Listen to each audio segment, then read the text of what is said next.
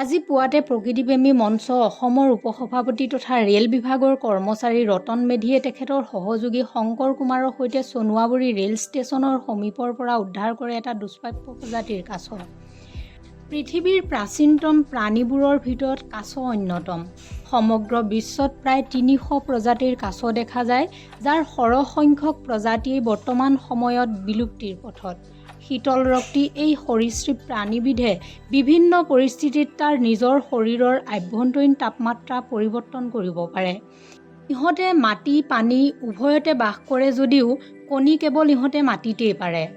কাছয়ে এবাৰত এটাৰ পৰা ৩০টা পৰ্যন্ত কণী পাৰে আৰু কণীৰ আকৃতি কাছৰ আকাৰৰ ওপৰত নিৰ্ভৰ কৰি সৰু ডাঙৰ হয়। ইহঁতে অকলশৰে বিচৰণ কৰি ভাল পায়। এই প্ৰাণীবিধে সাধাৰণতে ১২০ বছৰ জীয়াই থাকে যদিও বিশেষ প্ৰজাতিৰ কাছয়ে ১৫০ বছৰ বয়সলৈকে জীয়াই থাকে বুলি জনা যায়।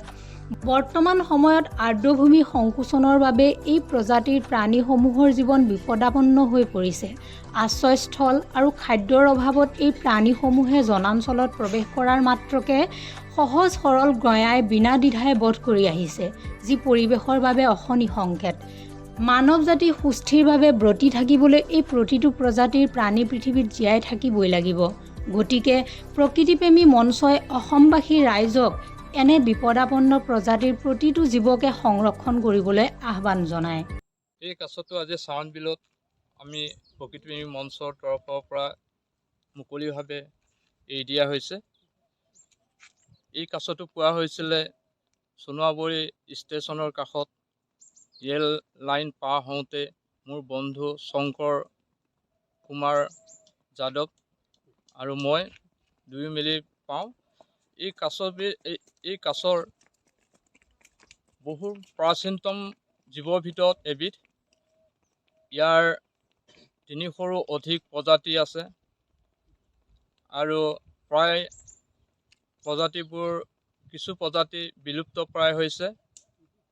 ইয়াৰ কাৰণ হ'ল আৰ্দ্ৰভূমিৰ নাটনি হৈছে, অৰ্থাৎ জলাশয় বিল এইবোৰ ক্ৰমান্বয়ে কমি আহিছে, বাম হৈ গৈছে।